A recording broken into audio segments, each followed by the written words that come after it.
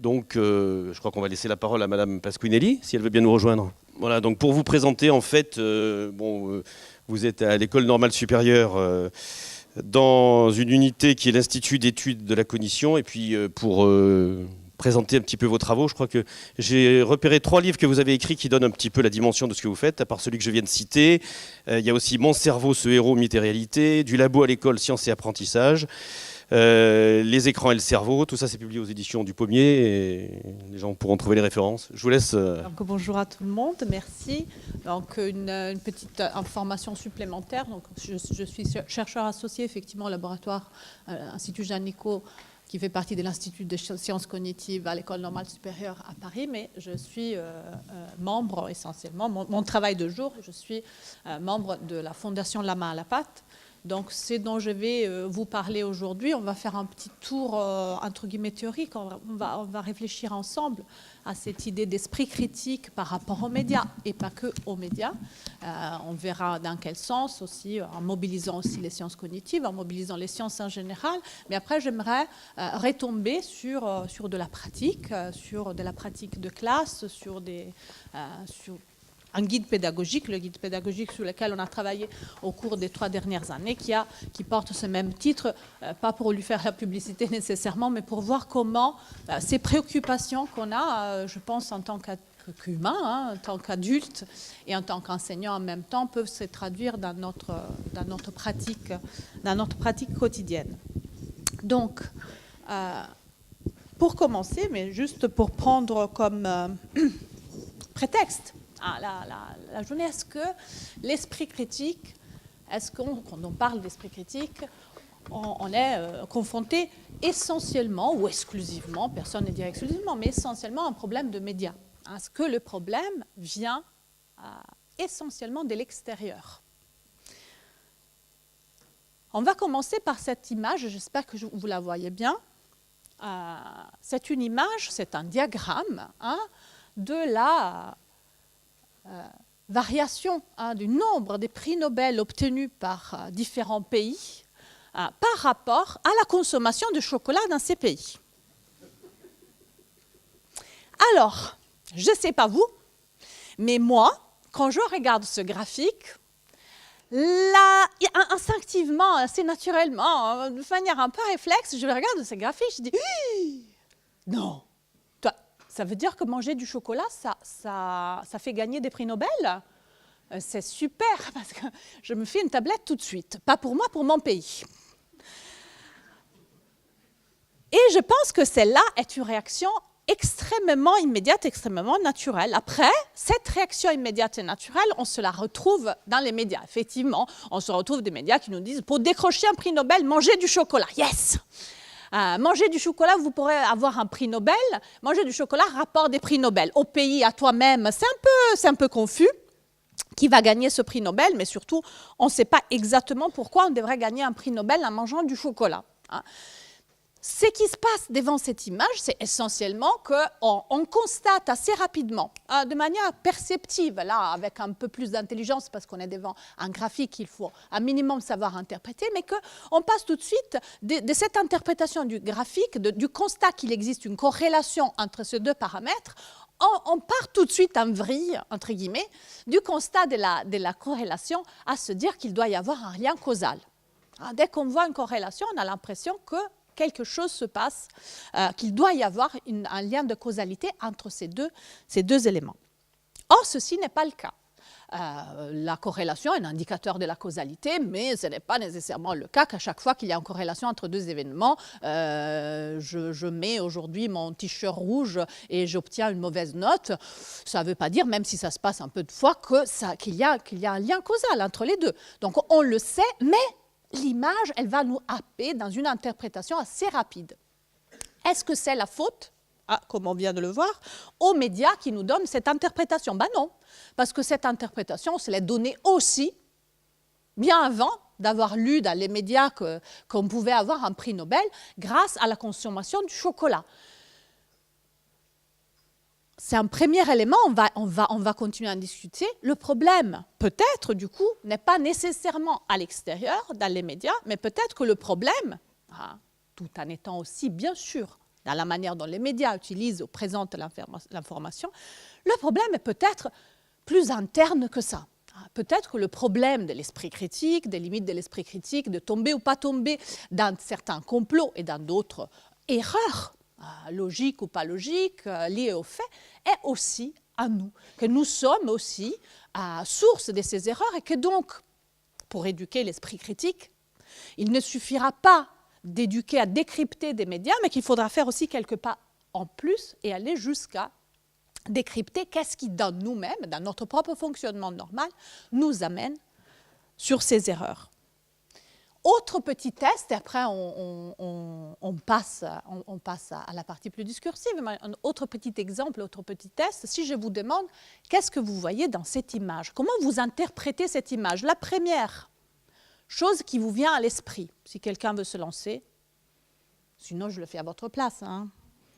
J'ai toutes les interprétations possibles. Quelqu'un veut se lancer dans la première chose qui vous vient à l'esprit en regardant cela? D'un géant, je suis d'accord. Donc, une première interprétation possible, je pense, c'est le géant. Ça, on regarde, ah, c'est un géant. 2, on est ici, on est dans une journée sur l'esprit critique, on vient de voir une vidéo sur les chats qui nous manipulent. À mon avis, il y a du Photoshop derrière. Quelqu'un a pensé au Photoshop? Ou manipulation de l'image de quelque sorte?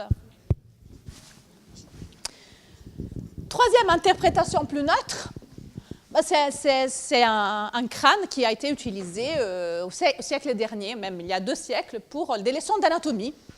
On est à Harvard et ce crâne est bien réel, mais ce n'est pas le crâne d'un géant, c'est un crâne fabriqué pour faire une leçon d'anatomie. Qu'est-ce qui s'est passé, ou qu'est-ce qui peut se passer quand on ouvre Internet, comme ça m'est arrivé, parce que ça, c'est une expérience de vie réelle. Donc, j'ouvre Internet à la recherche de toute autre chose pour illustrer le manuel pédagogique Esprit critique. Je me retrouve face à ça. Je suis en train de travailler sur Esprit critique, donc mon contexte me dit attends, ça doit être sûrement du Photoshop. Les géants n'existent pas. Donc, je commence à mettre en place toute une série d'éléments de contexte. Mais dans d'autres cas, les éléments de contexte que j'ai autour de moi peuvent être différents. Je peux ne pas être dans ces contextes-là, avoir parlé avec quelqu'un qui m'a parlé effectivement de phénomènes bizarres, naturels, dont je n'ai pas connaissance. Je peux être incapable de chercher des informations supplémentaires sur cet objet en particulier. Je peux ne pas en trouver sur Internet ou en trouver des trop mélangés. Donc, un contexte d'information qui est limité, moi-même limité, je ne peux pas chercher encore. Les seules informations que je trouve sont sur des sites anglophones et donc je n'arrive pas à aller plus loin. Ou alors, c'est un contexte social qui m'accompagne dans l'analyse de cette image. C'est-à-dire que cette image, je ne l'ai pas trouvée peut-être sur Internet, mais que c'est un copain qui me l'a envoyée via Twitter ou par Facebook, ou qui me l'a juste montré en disant « Non, mais regarde! Non, mais c'est quand même incroyable ce qu'on trouve aujourd'hui. Là, on nous cache des trucs. » Ou alors, il y a tous mes amis qui y croient. Peut-être pas dans celle-là, mais dans d'autres images, dans d'autres situations. Qu'est-ce que je fais? Moi, je ne fais pas partie du même groupe, et pourtant, on est tous ensemble pour tout. Donc, si je n'interprète pas l'image de la même manière, est-ce qu'ils vont me garder dans le groupe ou pas? Ou peut-être que j'y pense même pas. Mais cette idée d'appartenance au groupe, de toute manière, le groupe des personnes qui croient à ce genre d'image est importante. Quand quelque chose dans mon interprétation que je donne là, de cette image, les gens bien y croient. Les gens sérieux y croient. Donc, du coup, il faut... Bon, c'est bizarre si moi, je n'y crois pas à cette image qu'il s'agisse d'un géant. Elle est partout. Il y a plein de likes sur Internet, sur cette image. Elle plaît à beaucoup de monde, elle intéresse beaucoup de monde. Et ça, c'est des facteurs entre l'interne et l'externe. Après, il y a des facteurs internes qui entrent en jeu quand je regarde cette image, quand je me la retrouve devant parce que quelqu'un me l'a donnée ou parce que je l'ai trouvée. J'ai besoin d'une explication. J'aime pas rester trop longtemps avec le doute de me demander c'est réel, c'est pas réel, c'est vrai, c'est pas vrai, c'est un géant, c'est un Photoshop. À un certain moment, il faut que je tombe dans une courbe, dans une zone à bas potentiel, que je me donne une réponse, parce que sinon c'est désagréable de rester trop longtemps sans ces réponses. Typiquement, des hypothèses nous viennent vite. Voilà, l'hypothèse sur le chocolat et les prix Nobel, je n'ai pas eu à y réfléchir beaucoup. La première qui m'est venue à l'esprit, c'était « Ah mince, le chocolat fait gagner des prix Nobel ». La première qui me vient à l'esprit ici, c'est le géant ou le Photoshop. Mais j'ai tout de suite, souvent sans y réfléchir, sans penser, une réaction immédiate, une hypothèse qui me vient à l'esprit et qui après peut être difficile à déloger. Déjà parce qu'elle me satisfait. Déjà, elle me donne une réponse, donc elle me sort de cet état d'incertitude que je pouvais avoir au début.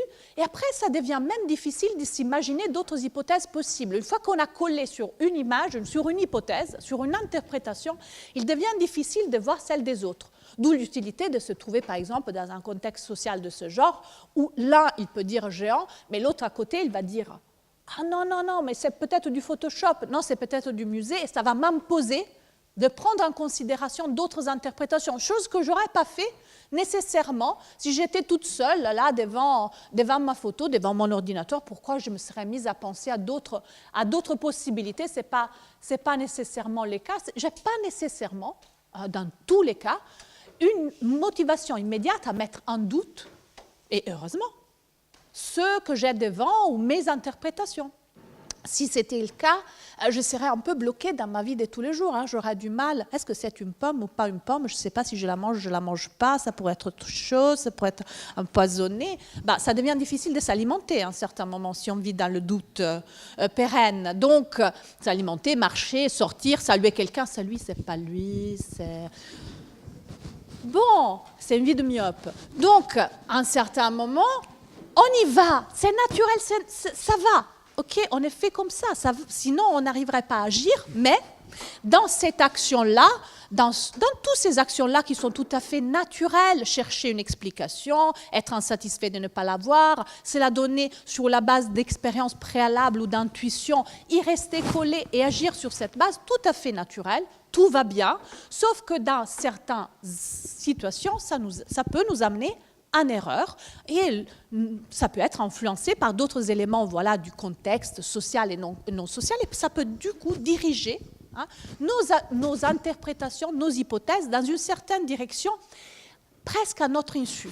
Ce n'est pas souvent le cas, et ce n'est pas nécessairement le cas que quand nous avons l'impression d'avoir pris une décision ou d'avoir donné une interprétation, nous le faisons sur la base des raisons qui sont présentes à notre esprit. Très souvent, nous allons plus vite que notre pensée. Et donc, nous interprétons, nous donnons des explications qui nous viennent naturellement et qui après deviennent difficiles à remettre en cause. Donc voilà, on se trouve dans la même situation que pour le chocolat, c'est-à-dire à repenser ce lien que nous avons avec le monde des médias, de l'information de seconde main qui nous vient des autres, que nous souvent pointons du doigt comme étant responsables de nos erreurs, et je ne vais pas le nier, mais qui en réalité, quand on pense en termes plus larges, en termes d'esprit critique, nécessite que nous prenions en compte aussi autre chose que les stimuli qui nous viennent de l'extérieur, que nous prenions en compte quels sont les mécanismes qui nous amènent à interpréter ces stimuli d'une certaine manière. Et que donc, ça c'est la fin de la conférence si vous voulez, et que donc, dans une idée de... Mais c'est bien d'anticiper, comme ça si vous devez partir, vous avez le message. Et dans une idée d'éducation à l'esprit critique, et c'est ça le message, je pense qu'il faut élargir un tout petit peu le discours, et que dans un cas d'éducation, dans une réflexion d'éducation aux médias, je pense que c'est intéressant de se poser de façon plus générale cette problématique de l'éducation à l'esprit critique. On vient de l'entendre par Yael, c'est une préoccupation, celle de l'éducation à l'esprit critique, tout comme la préoccupation de l'éducation aux médias, qui tient au cœur, disons, de notre système éducatif, heureusement, pour une fois qu'on peut être content,